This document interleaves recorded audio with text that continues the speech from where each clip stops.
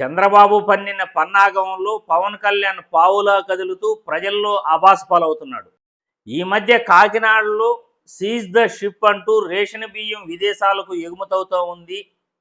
మన రాష్ట్రంలో రేషన్ బియ్యాన్ని వైసీపీ నాయకులు ఎగుమతి చేస్తున్నారు అంటూ వైసీపీని తక్కువ చేయాలనే ప్రయత్నంలో, వైసీపీపై నింద వేయాలనే ప్రయత్నంలో చంద్రబాబు ఎలా చెబితే అలా ఆడే పవన్ కళ్యాణ్ గారు కాకినాడలో ఎంత హడావిడి చేశారో మీ అందరికీ కూడా తెలుసు.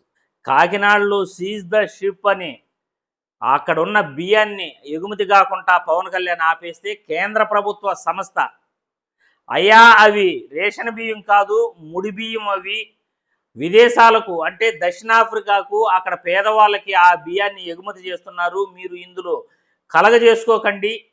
మనం సకాలంలో ఆ దేశానికి బియ్యాన్ని ఎగుమతి చేయకపోవడం వల్ల అక్కడ పేదలు నష్టపోతారు, విదేశీ వ్యవహారాలలో ఇబ్బంది కలుగుతుంది, రెండు దేశాల మధ్య ఉన్న సంబంధాలు దెబ్బతింటాయి, మీరు ఏం చేస్తున్నారు అని కేంద్ర ప్రభుత్వ సంస్థ రాష్ట్ర ప్రభుత్వానికి, జిల్లా కలెక్టర్లకు లేఖలు రాయటం, అందులో రేషన్ బియ్యం లేవు, మామూలు సాధారణ ముడి బియ్యం, నూక బియ్యం మాత్రమే ఉన్నాయి అని ఆ జిల్లా కలెక్టర్ కూడా తేల్చడం జరిగింది.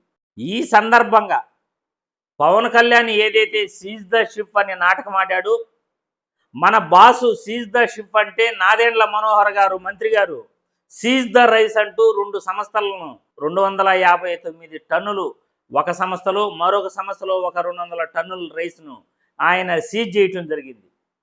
అవి రేషన్ బియ్యం అంటూ వాటిని ఎగుమతి చేస్తున్నారంటూ నాదెండ్ల మనోహర్ గారు కూడా 2 రోజులు హడావిడి చేశారు. కానీ జిల్లా కలెక్టర్ గారు అవి రేషన్ బియ్యం కాదు, సాధారణ బియ్యమే అని తేలుస్తూ క్లీన్ చిట్ ఒక సంస్థకి ఇచ్చారు, మరో సంస్థకు ఇంకా క్లీన్ చిట్ ఇవ్వాల్సి ఉంది. ఇక్కడ ముఖ్యంగా ప్రజలందరికీ కూడా తెలియజేసేది ఏమిటంటే, సీజ్ ద షిప్ అంటూ పవన్ కళ్యాణ్ గారు ఆడిన నాటకంలో అవి రేషన్ బియ్యం కాదు, ముడి బియ్యమే అని అధికారులు తేల్చేసిన నేపథ్యంలో కేంద్ర ప్రభుత్వం కూడా రాష్ట్ర ప్రభుత్వానికి లేఖ రాసిన సందర్భంగా ఇక్కడ స్టెల్లా షిప్ కంపెనీ యాజమాన్యం దాదాపు కూడా 7.11 కోట్లు నష్టపోవాల్సి వచ్చింది.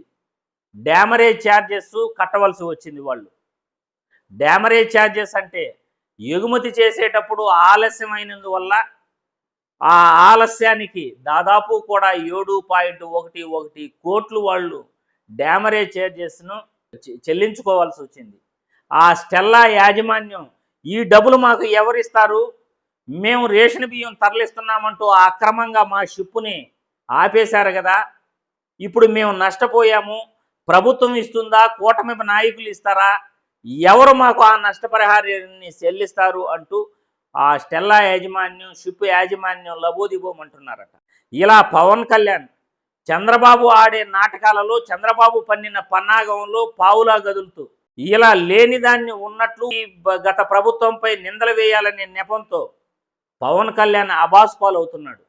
ఈ సీజ్ ద షిప్ నాటకంలో కూడా మామూలు ముడి బియ్యాన్ని విదేశాలకు, దక్షిణాఫ్రికాకు ఎగుమతి చేస్తున్నారు అంటూ కేంద్ర ప్రభుత్వం, ఇటు రాష్ట్ర అధికారులు కూడా తేల్చి చెప్పడం జరిగింది.